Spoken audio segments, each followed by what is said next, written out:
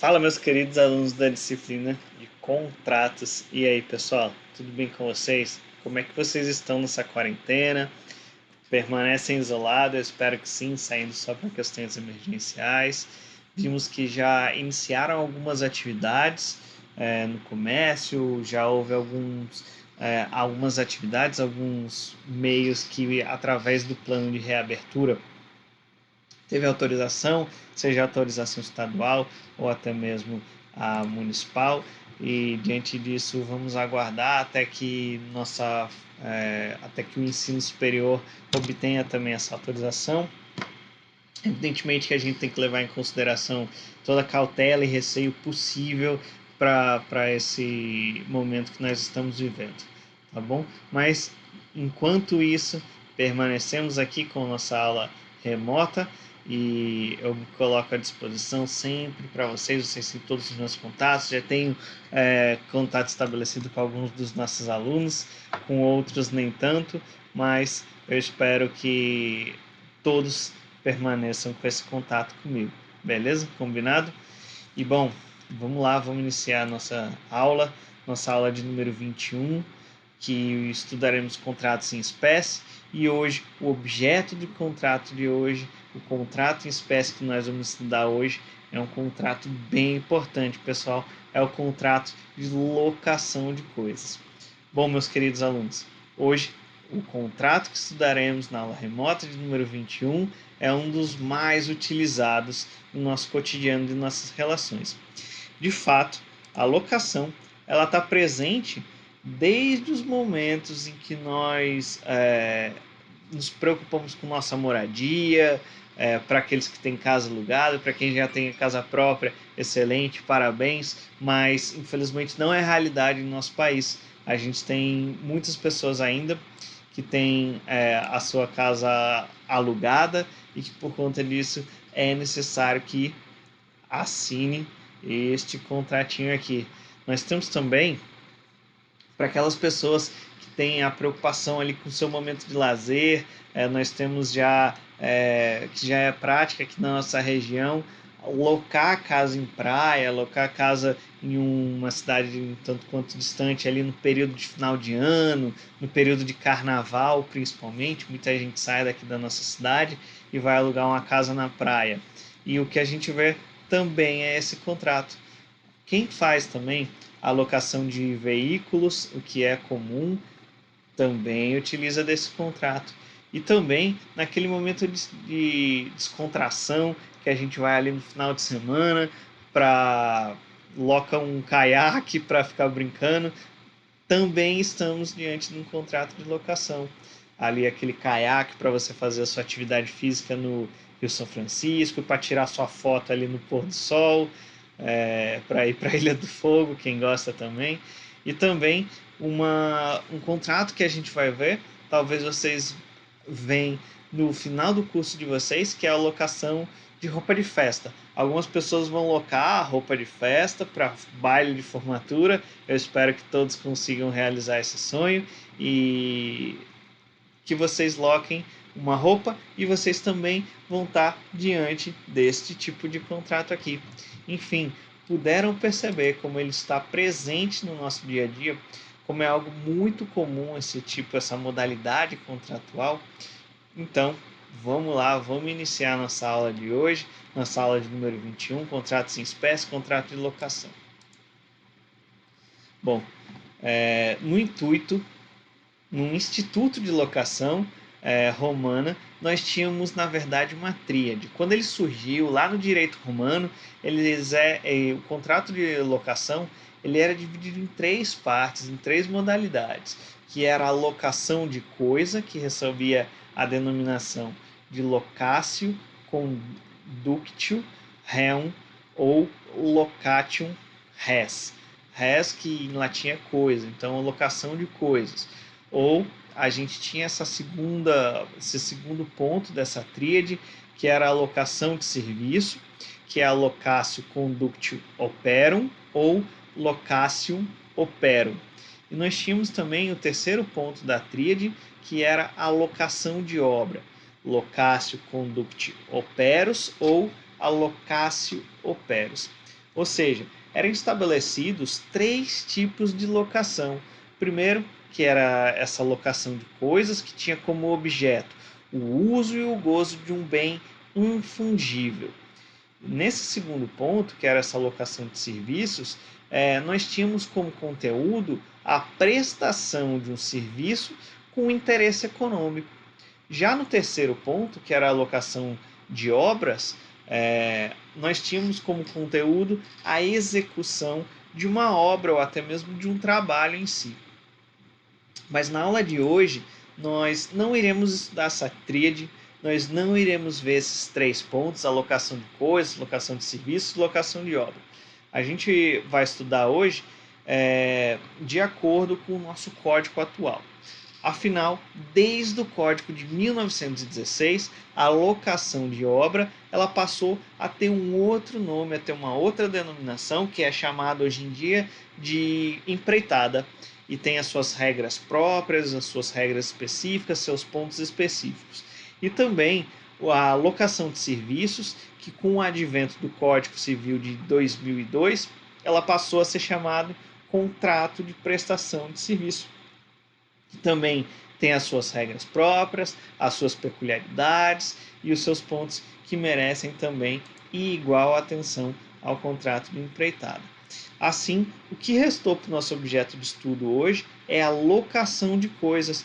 Conforme o nosso Código Civil atual trata, ele trata apenas da locação de coisas diante dessa tríade do direito romano.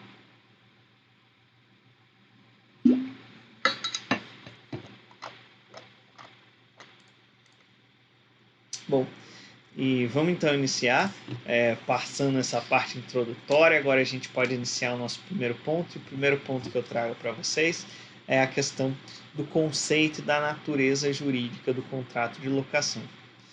E em sentido amplo, o contrato de locação é aquele pelo qual uma das partes, mediante a remuneração, que pode ser através de um aluguel, de um salário civil ou até mesmo de um preço, ele se compromete a fornecer à outra, por certo tempo, o uso de uma coisa não fungível. Não fungível determinada.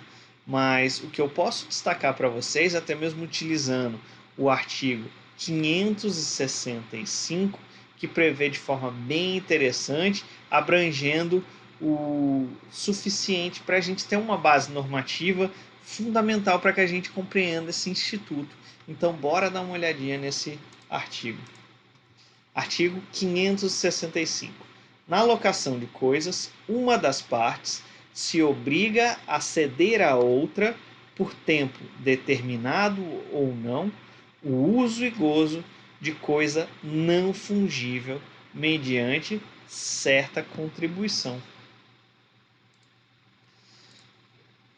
O contrato de locação de coisas, pessoal, peguem o vade-mecum de vocês. Se vocês não pegaram, eu vou até voltar aqui para vocês verem.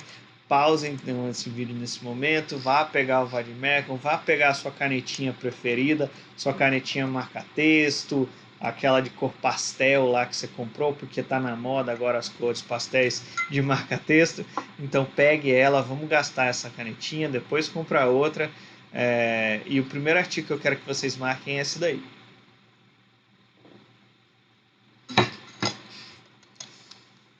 Voltando então. O contrato de locação de coisas trata-se, aqui já adentrando nessa questão da característica propriamente dita e da natureza civil mesmo. O contrato de locação das coisas trata-se de um contrato sinalagmático, oneroso, comutativo, consensual, informal e não solene, e de execução continuada. E aí, quem é que pegou todos esses conceitos só de ler o slide ou de me ouvir aqui falando sobre esses pontos, sobre essas características do contrato, conseguiu pescar todos os seus pontos? E aí, quem conseguiu acompanhar essa aplicabilidade? Eu peço que quem não tenha acompanhado, por favor, vou falar novamente, volte algumas casas, vá lá para a aula de classificação dos contratos, que vai te ajudar bastante na compreensão e no entendimento desses pontos, tá bom? Mas eu vou dar aqui uma colher de chá para vocês, então se ligue, vou falar de forma bem rápida sobre cada uma dessas características. Bom, em primeiro momento, essa questão do sinalagmático, que nos remete a sinalagma, que é aquele contrato bilateral, pois ele traz uma obrigação recíproca, uma obrigação para ambas as partes, certo? Oneroso. Oneroso porque a gente visualiza como o próprio artigo que a gente leu agora há pouco, ele tem a presença de uma remuneração. E ele é comutativo porque as partes já sabem quais serão as suas prestações. Consensual, pois ele se aperfeiçoa com essa livre e espontânea manifestação das vontades. Há um consenso, um encontro de vontades. Portanto, a gente pode dizer que o contrato de locação é um contrato consensual. E a gente pode também falar que ele é informal e não solene, porque não é necessário uma escritura pública, uma forma escrita, uma certa solenidade, aquele ritual, mas isso preste atenção, em regra deve ser feito isso, tá bom?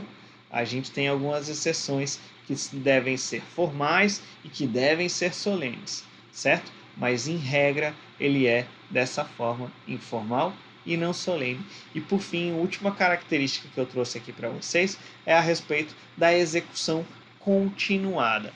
E diante disso é também o que se fala de trato sucessivo, uma vez que esse cumprimento ele vai permanecer, ele vai continuar, ele vai suceder, protrair no tempo. Então a gente tem uma continuidade, a gente tem uma permanência desse contrato no tempo, certo? O segundo ponto que eu trago para vocês é a respeito dos elementos essenciais. E, para tanto, para a gente tratar a respeito dessa questão de elementos essenciais, eu peço que vocês se recordem desse artigo que a gente acabou de marcar, que eu espero que esteja aí na sua frente, no Vademecum, a página aberta, no artigo 565. Se for o caso, pode pausar o vídeo, dar uma nova lida, para você conseguir absorver melhor e ter uma abordagem melhor a respeito desse artigo. E desse artigo a gente pode extrair... Já pausou? Pronto.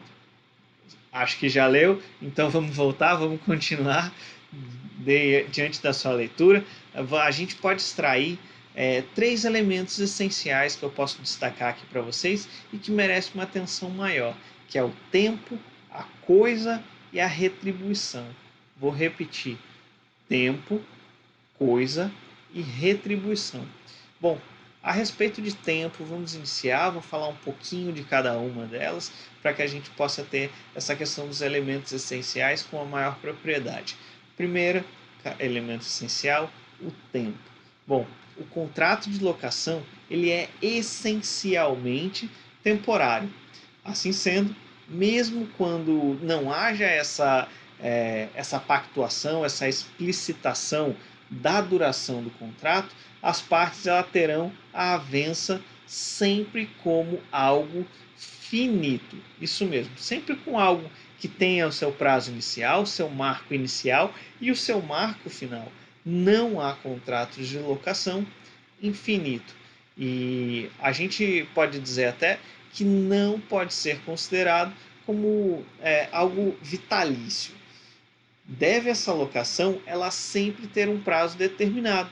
E isso a gente tem inclusive um artigo que estipula isso, que é a inteligência do artigo 573, puxa aí seu Vademecum para frente, marca esse artigo, que é um artigo também bem interessante, que ele diz a respeito dessa questão do prazo determinado. Um outro ponto que é legal da gente comentar é que, uma vez que essa ausência de oposição da parte para a continuidade da posse do locatário em relação à coisa locada, faz presumir uma prorrogação desse prazo, mas ele vai ter mesmo que ele seja assim, sem o prazo determinado, certo? Isso é o que estipula o artigo 574. Eu vou explicar melhor isso. Digamos que a gente tenha um contrato com um prazo determinado de 10 meses, por exemplo. Findado esse prazo de locação, cabe então à parte fazer essa devolução. Mas se por acaso ela não fizer essa devolução e o proprietário ele não interpor, ele não se opor a essa posse dessa pessoa, a gente tem como se esse contrato de locação ele fosse renovado por várias e várias vezes até que fosse ele finalizado, certo? Segundo elemento essencial, segundo ponto essencial, antes disso, pessoal, se por acaso restar alguma dúvida, eu estou à disposição para dirimir eventuais dúvidas. Vocês podem colocar aqui nos comentários do YouTube, vocês podem me procurar através do WhatsApp, através do Moodle ou através de e-mail. Perceba, vocês têm 4 ferramentas para dirimir todas as dúvidas que porventura possa vir a aparecer, então ninguém ficando com dúvida, combinado? Vamos então para o nosso segundo elemento essencial, e o nosso segundo elemento essencial é a coisa, que é o objeto da locação. O objeto do contrato de locação ele pode ser tanto móvel quanto imóvel. O requisito indispensável, porém, é que seja um bem infungível. Isso mesmo, ele tem que ser infungível. E alguém sabe me indicar o porquê? Alguém saberia me dizer o porquê? Pode responder aí que eu vou te ouvir.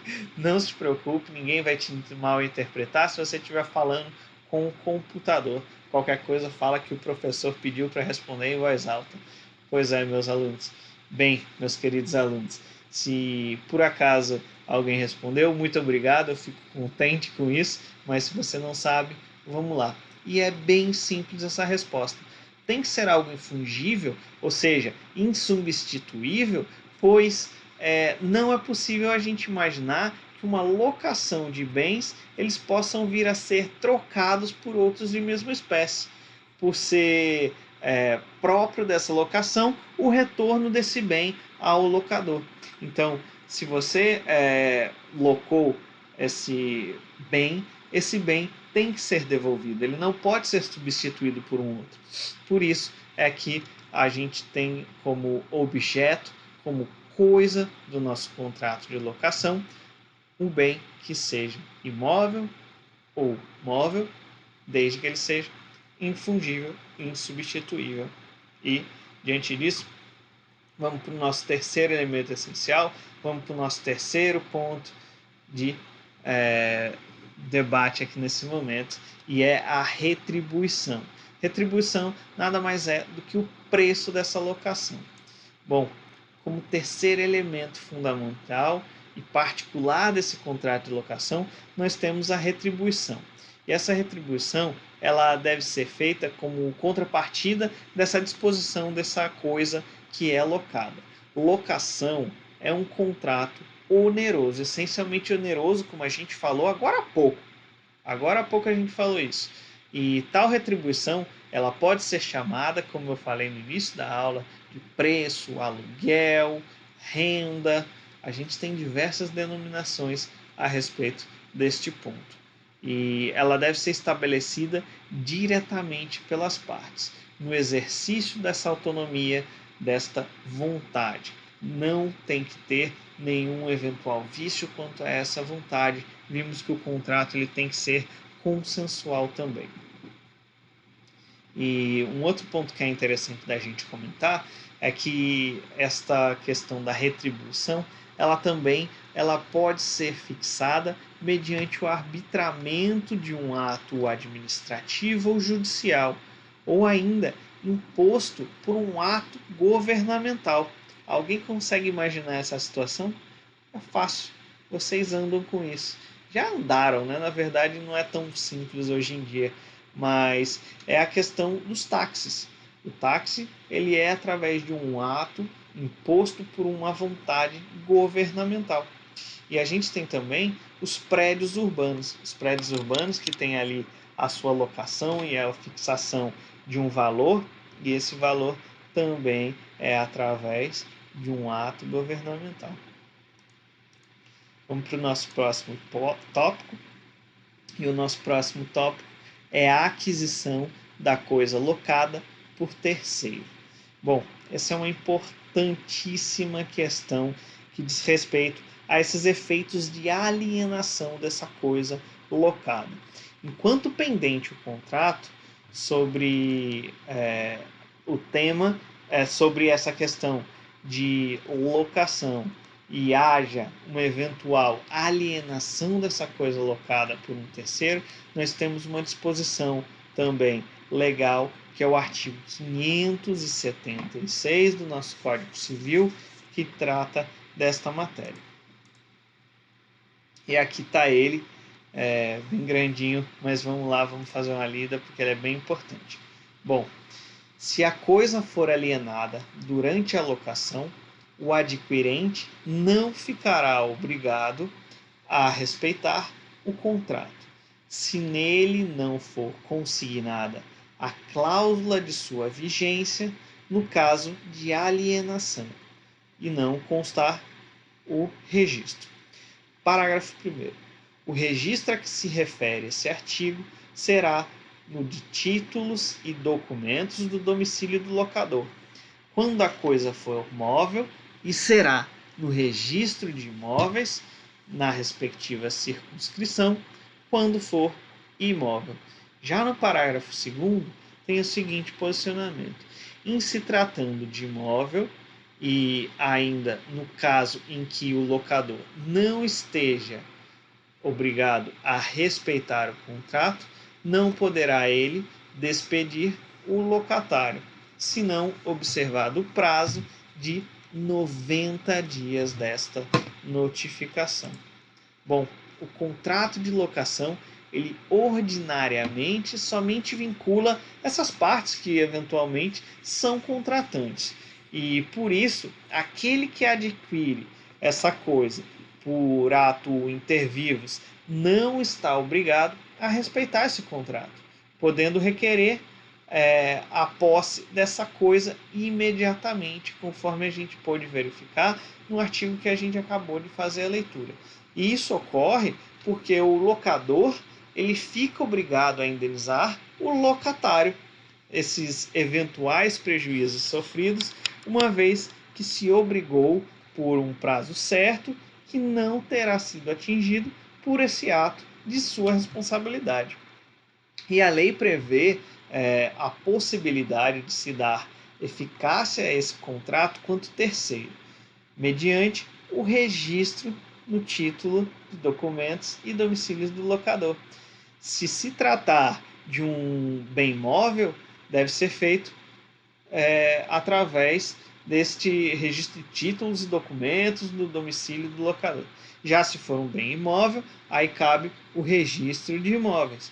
E esse dispositivo que prevê ainda, ele está em consonância com a lei especial, que é a lei de locação, que a gente também vai ver na aula de hoje, nos tópicos mais avançados, e lá a gente vai ver também esta questão da notificação. É importante essa notificação e até mesmo nesse prazo, percebam que é um prazo um tanto quanto dilatado, né? A princípio a gente pode pensar, 90 dias é muito tempo, porque para que tanto tempo assim? Bom, pessoal, imagine você sendo surpreendido falando, você vai ter que sair daí, se vira, vai para a rua, procura outro lugar. 90 dias, acreditem, é pouco tempo. Vai ser uma correria muito grande para procurar um outro lugar, tá? E agora, nosso quarto ponto.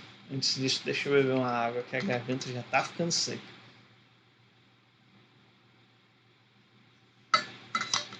Nosso quarto ponto é a respeito de deveres e direitos. Bom, de fato, se todo direito de uma parte corresponde a uma obrigação contrária, a um dever da parte contrária, é interessante a gente analisar isso. E aqui eu fiz uma divisão que a gente vai analisar em tópicos apartados. Primeiro a gente vai ver as obrigações do locador em oposição aos direitos do locatário, e depois a gente vai ver as obrigações do locatário em oposição aos direitos do locador. Quem faz essa distinção, e eu achei bem interessante, é Pablo Stolze, um civilista que eu gosto bastante, e eu trago para a aula aqui com base e fazendo referência a esse excelente civilista. Tópico número 1, deveres do locador e direitos do locatário. E logo de cara eu trago para vocês aqui o artigo pertinente. E o artigo pertinente é o 566, que tem a seguinte redação: o locador é obrigado, inciso 1º, a entregar ao locatário a coisa alugada, com suas pertenças em estado de servir ao uso a que se destina e a mantê-la nesse estado pelo tempo do contrato, salvo cláusula expressa em contrário. Inciso de número 2, a garantir-lhe durante o tempo do contrato o uso pacífico da coisa. Bom, a gente pode verificar aqui que essa entrega de coisa ao locatário em estado de servir ao uso a que se destina é cumprimento dessa obrigação contratual a cargo desse locador. Além disso, é dever do locador mantê-la nesse estado e reparar os danos normais. Não basta, porém, essa entrega dessa coisa e seus acessórios em perfeita condição para esse fim pactuado. É também dever do locador manter o bem nesse estado de tempo do contrato, salvo previsão contrária. E, por fim, uma terceira obrigação que a gente pode retirar desse importante artigo a respeito da obrigação fundamental do locador, que é garantir ao locatário, durante o tempo de serviço, esse uso pacífico dessa coisa, o uso pacífico do bem que foi locado.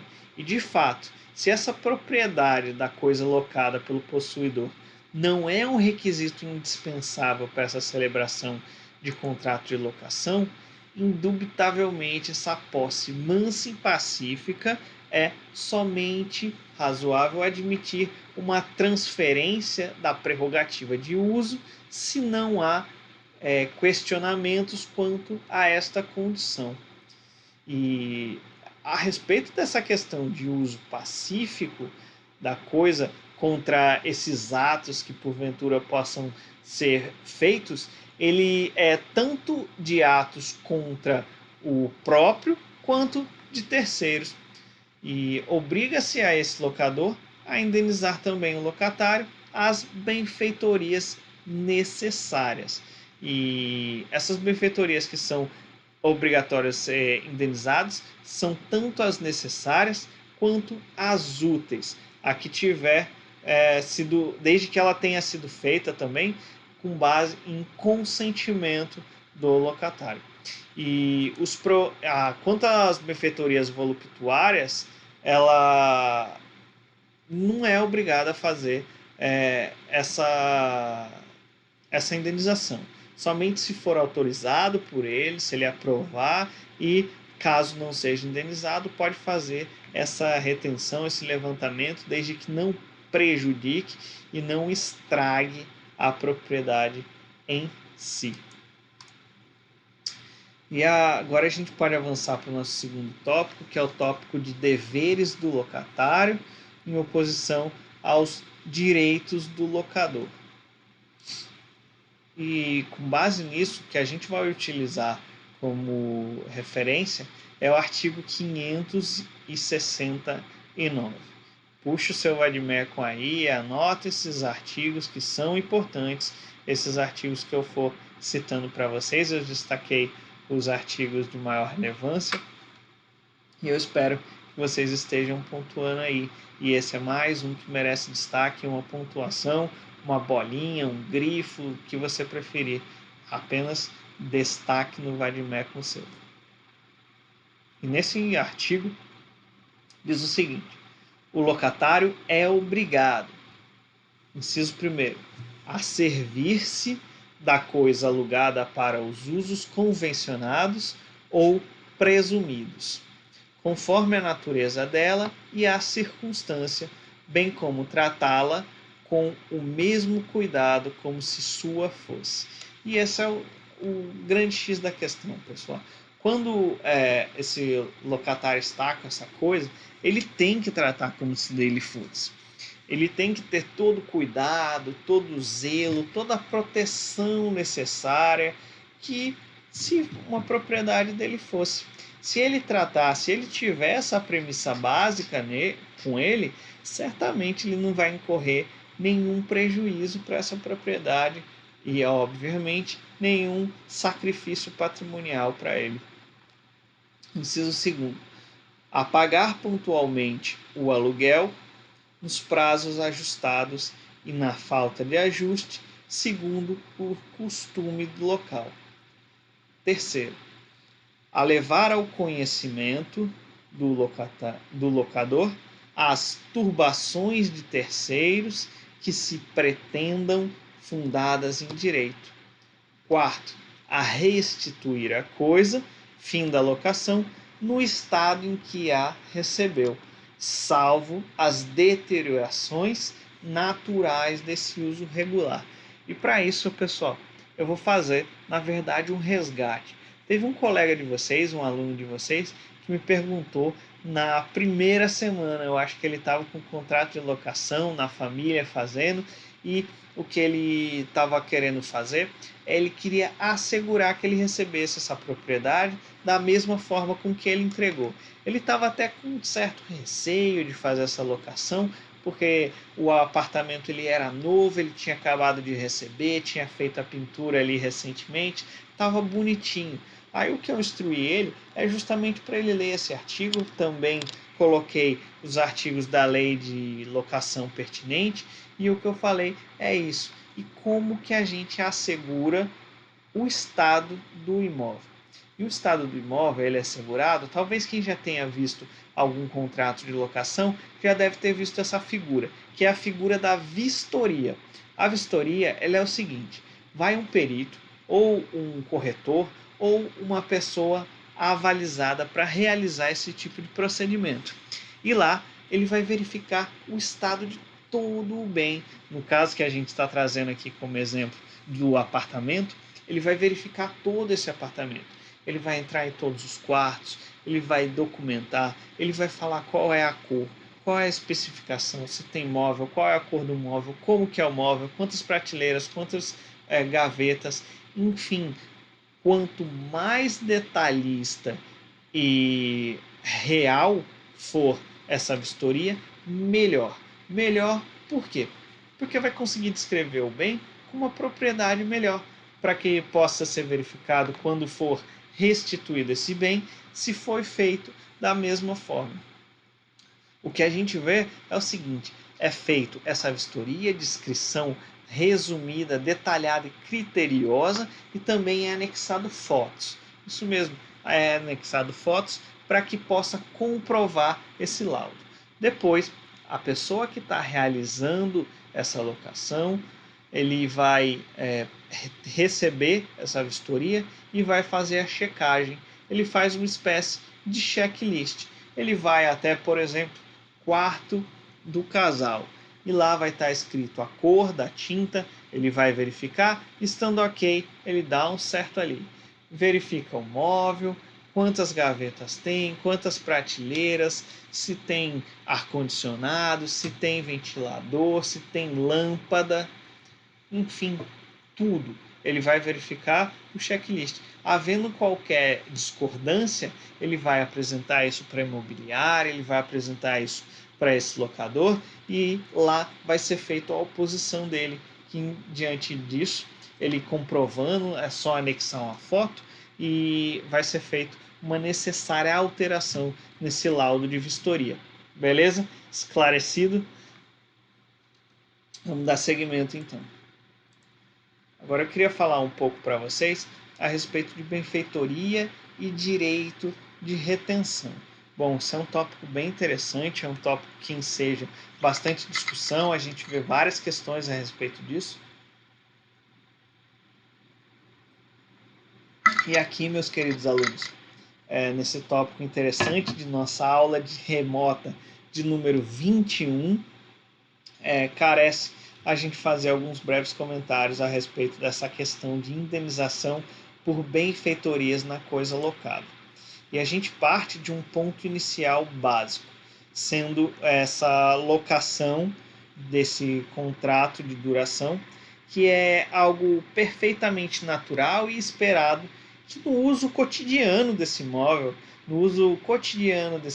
enfim, deste bem que está sendo locado, é algo cotidiano e esperado, perfeitamente natural, que a gente verifique que seja feito benfeitorias, que seja feito obras, e isso é esperado e é natural. E para isso, no campo de locação em geral, a gente tem o artigo 578. E eu peço que nesse momento vocês consultem e realizem uma leitura. Isso mesmo, pausa o vídeo aqui, deixa eu ver, para cá. Pausa o vídeo para cá, que vocês vão poder efetuar essa leitura com mais tranquilidade. Bom, espero que vocês já tenham feito esse momento de leitura e para isso cabe a gente fazer algumas ponderações agora. Primeiro ponto, eu quero que vocês notem que apenas subsidiariamente são aplicadas essas regras legais, prevalecendo então o pactuado entre as partes, segundo e em respeito, vê que coisa bonita, em respeito ao princípio da autonomia privada. Então, primeiro vai ser aplicada a autonomia privada, caso não tenha nenhum pacto nesse sentido, não tenha sido visualizado, a gente vai para a lei. Está vendo aí a importância de um contrato bem elaborado, de um contrato bem minutado? Você pode se precaver de uma série de situações, para o seu bem ou até mesmo para o mal. Se você vê alguma cláusula que possa ferir algum direito seu, se você tiver esse ensinamento necessário, você vai conseguir certamente reparar e minimizar esses danos. Readiantando, o direito de retenção. É interessante a gente falar aqui que o direito de retenção é o de manter essa coisa consigo enquanto não ocorrer esse pagamento devido. No caso, a lei somente defere esse direito de retenção ao locatário que tiver realizado benfeitorias necessárias e úteis, que tiverem sido autorizadas pelo locador. Vale dizer, não há direito de retenção por benfeitorias voluptuárias. As benfeitorias úteis somente conferem esse direito se o locador tiver autorizado. E durante o período em que o locatário continuar na base da coisa com esse direito de retenção, o contrato ele continua em vigor, persistindo a obrigação do locatário de arcar o aluguel e demais encargos de locação. Mas afinal, o que é direito de retenção? Eu já falei algumas vezes aqui. É importante então a gente traçar um plano base, um plano médio a respeito disso. E direito de retenção trata-se de um direito que consiste na prerrogativa de o credor manter sobre posse sua direta o bem do devedor, até que esse cumpra com essa obrigação, com essa prestação que ele está vinculado e obrigado. Cuida-se então de um direito que é potestativo, por meio do qual o seu titular força o cumprimento de uma prestação que lhe é devida, mediante uma justificada negativa de devolução dessa coisa. Beleza? Espero que tenha esclarecido essas questões de benfeitorias e direito de retenção. Caso reste alguma dúvida, por favor, pessoal, me consulte, fale comigo, seja através aqui do YouTube, através do WhatsApp, através do Moodle ou do e-mail. Fiquem inteiramente à vontade e vamos seguir, vamos falar para o nosso sexto ponto, que é a respeito da cessão do contrato de locação ou sublocação. Bom, aqui a gente tem também dois importantes institutos, que é bem comum no ramo da locação, e eu trouxe para vocês aqui uma doutrina para facilitar essa visualização inicial. E a doutrina que eu trago é de um grande civilista, que é de Silvio Venosa, que diz o seguinte: a cessão de crédito substitui uma das partes na obrigação apenas do lado ativo e em um único aspecto da relação jurídica, o mesmo ocorrendo pelo lado passivo na assunção de dívida. Todavia, ao transferir uma posição contratual, há um complexo de relações em que se transfere débitos, créditos, acessórios, prestação em favor de terceiros, deveres de abstenção e etc. Na transferência da posição contratual, portanto, há cessões de créditos e assunções de dívidas, não como parte fulcral no negócio, mas como elemento integrante do próprio negócio. Ou seja, se ocorrer essa cessão de locação, o contrato base ele também é transferido. Essa base contratual também é transferida com a anuência desse cedido, transferindo-se para esse cessionário todos os direitos e obrigações dele resultante. Ele não se confunde, portanto, com a sublocação. Eu vou repetir, anota aí, pegue a sua caneta especial. O instituto da cessão de locação não se confunde com a sublocação. Afinal, na sublocação, o contrato principal continua íntegro. Ele continua produzindo seus efeitos legais.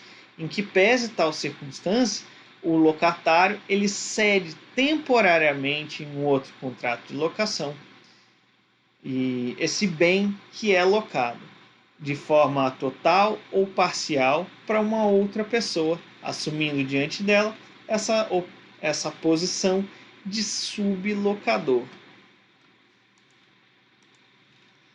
E aqui a gente pode avançar agora para o nosso sétimo ponto, e o nosso sétimo ponto a gente vai tratar agora da fiança. Bom, a fiança ela é chamada de caução fidejussória e é um contrato pelo qual alguém, que é o fiador, ele garante satisfazer ao credor uma obrigação assumida pelo devedor, caso este não cumpra. E para isso a gente tem inclusive alguns dispositivos legais que eu destaco para vocês agora, que é do artigo 818 a 838. Vou repetir, 818 a 838.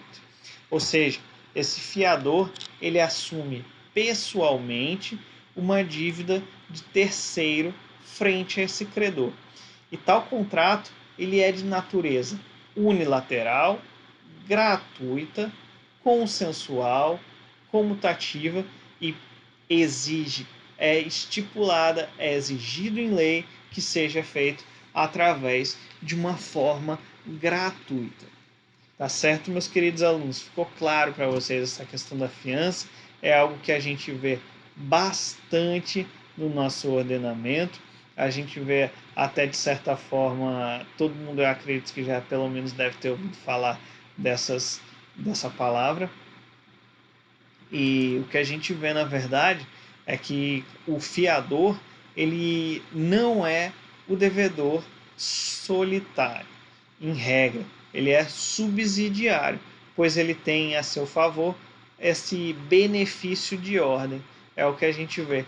Primeiro tem que ser cobrado o locatário, depois, caso ele não tenha realizado esse pagamento, aí sim é que vai atrás do fiador, certo? E agora eu trago para vocês aqui a Lei 8.245 de 91. Bom, meus queridos alunos, eu queria comentar alguns pontos relevantes dessa lei, que trata-se de uma lei que ela é bem relevante e usual na nossa sociedade. E talvez até vocês estejam sobre a influência dela. É a lei que dispõe sobre a locação de imóveis urbanos e os procedimentos a ela pertinentes. Eu não tenho pretensão nenhuma aqui de exaurir essa matéria, é uma lei que ela é bem grande, eu vou combinar com vocês de que eu vou anexar também essa lei lá no Moodle, eu vou colocar no ambiente do aluno ali no Moodle, eu vou fazer o anexo dos PowerPoints, do PowerPoint, e também vou anexar o link para vocês acessarem essa lei, que é uma lei bem grande. E como eu disse, eu não tenho pretensão nenhuma de exaurir todos os pontos dessa matéria, até porque é bem interessante. Eu vou colocar apenas aqui as regras principais para que a gente possa fazer alguns comentários gerais e pertinentes na nossa matéria. A primeira delas é que essa lei a gente consegue ver o manejo de vários tipos de ação. A gente tem essa questão processual bem interessante na lei de locação. E a lei de locação ela permite que a gente maneje 4 tipos de ações: a ação de despejo, a ação de consignação de aluguéis e acessórios da alocação, a ação revisional de aluguel e a ação renovatória. Eu posso afirmar para vocês que são ações bem rotineiras, a gente consegue ver com uma certa frequência. Lá no escritório a gente vê bastante essa questão dessas ações, seja através da renovatória, quando algum cliente ele quer permanecer no ponto, a gente vê isso bastante na questão do comércio, que ele não quer sair daquele lugar e a pessoa não quer renovar, aí tem alguns requisitos necessários da ação de renovatória que ele pode sustentar que ele deve permanecer ali no ponto. E tem também um ponto que é bem interessante, que é a ação de despejo. A ação de despejo, que é a principal ação que é promovida pelo locador para que ele retome o imóvel dele. E para isso, eu queria falar para vocês agora, eu não vou falar sobre todas essas ações, até porque isso deve ser encarado na cadeira prática, e para isso eu vou falar apenas alguns pontos. A ação de despejo, por exemplo, que eu já acabei de falar para vocês, que é a principal ação que é promovida pelo locador, a gente tem a estipulação na lei no artigo 59 a 66, certo? A ação de consignação de aluguel e acessórios da locação é uma ação que visa um depósito judicial pelo locatário de aluguéis e de acessórios dessa locação, que constando o locador e o seu representante como réu.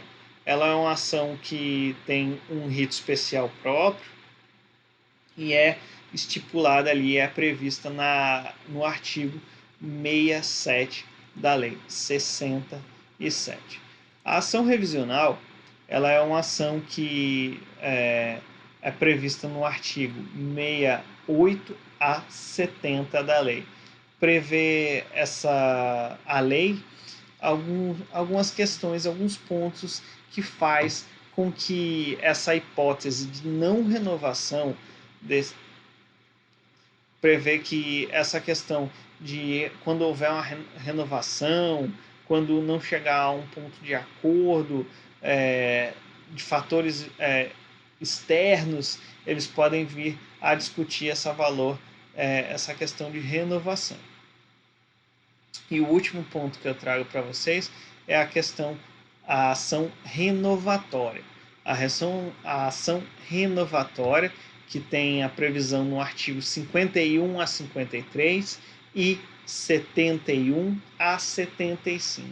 E dentro do ordenamento brasileiro é possibilitada ao locatário a renovação da locação não residencial, uma vez presentes alguns requisitos essenciais para essa questão de formação de ponto comercial, formação de ponto empresarial, e isso tudo, esses requisitos, eles estão previstos na lei de locação, porque eu peço que vocês façam a leitura do artigo 51, isso mesmo, 51, vocês podem fazer essa leitura, que lá vocês vão ver todos esses requisitos essenciais para a questão da renovação. Bom, já acerca da extinção dos contratos de locação, a gente tem aqui, eu trouxe para vocês 4 pontos que a gente pode promover a extinção sobre a égide da lei da locação. Primeiro é a locação residencial com contrato fixado por escrito por 30 meses ou mais. Pois é, 30 meses é o contrato padrão, é o contrato que a gente vê normalmente no nosso mercado, e isso é uma questão prevista.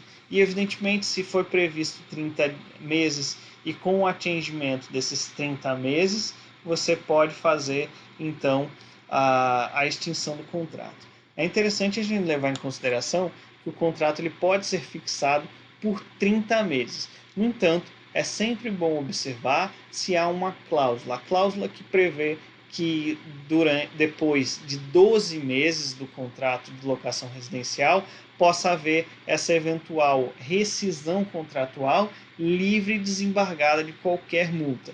Beleza? O segundo obediência, a segunda regra que eu trago a respeito da extinção dos contratos é a locação residencial com contrato fixado verbalmente ou por escrito por menos de 30 meses. Terceiro ponto, terceira regra, é a locação para a temporada. A locação para a temporada, a gente vê que, na verdade, há sempre um prazo estabelecido. E esse prazo estabelecido, ele é sempre um prazo curto. Ele não pode ser superior a 90 dias, certo? E a gente tem essa estipulação também contratual ali no artigo 48 da Lei de Locação. E a última regra, o último ponto que eu trago para vocês, a respeito dessa locação não residencial. Como regra, para a locação de imóvel não residencial, sendo celebrado um contrato por qualquer prazo, esse contrato tem esse prazo e, findando o prazo estipulado, independente de uma notificação ou de um aviso, vai haver essa estipulação, essa incisão dessa extinção do contrato. E logo de cara, levando até como ponto de segmento, a gente estava falando da lei de locação, mas eu queria tratar aqui de alguns pontos com vocês para falar a respeito de extinção do contrato de locação. Isso para outros casos, não sendo da locação tratada lá na lei que a gente acabou de comentar. E o que eu trago para vocês é o seguinte: o artigo 573. A locação por tempo determinado cessa de plano direito, findo o prazo estipulado, independentemente de notificação ou aviso. Bom, nos contratos com prazo determinado, o término do prazo, evidentemente e obviamente, extingue a locação de pleno direito, independentemente de notificação, salvo se houver uma cláusula que tenha uma prorrogação tácita. E a prorrogação tácita ela é tratada no artigo 574. Parte da doutrina entende que essa notificação é necessária para que o silêncio não seja interpretada como uma prorrogação tácita, beleza? Tá aqui mais um ponto, mais uma regra que diz que o silêncio não é anuência. E o que eu queria ver com vocês agora é esse artigo que eu acabei de citar a respeito de prorrogação tácita, o artigo 574, que tem a seguinte redação: se, findo o prazo, o locatário continuar na posse da coisa alugada, sem oposição do locador, presumir-se-á prorrogada a locação pelo mesmo aluguel, mas sem prazo determinado. Ou seja, a permanência da coisa na posse do locatário, sem a oposição do locador, ela afirma uma presunção de que as partes anuíram, ela aceitou com essa prorrogação do contrato, prorrogando-se todas essas cláusulas que estavam no contrato anterior, desde que não sejam incompatíveis com esta questão da continuidade deste contrato, certo? Bom, pessoal, eu volto a dizer, se você ficou com alguma dúvida, coloca aqui nos comentários, pode me acionar pelo YouTube, pode me acionar pelo WhatsApp, pelo e-mail ou pelo Moodle, que é a plataforma oficial da FACAP. E bom, era isso que eu tinha para conversar com vocês nessa aula remota de hoje, desse importante instituto, dessa questão importante dos contratos em espécie, talvez o contrato que a gente mais tem vivência a respeito desse contrato de locação. Bom, e era isso que a gente tinha para conversar hoje. Na próxima aula, na aula de número 22, a gente vai conversar sobre contratos em espécie, prestação de serviço e empreitada. Bom, nos vemos na próxima aula. Até a próxima e vamos em frente. Contem comigo. Valeu!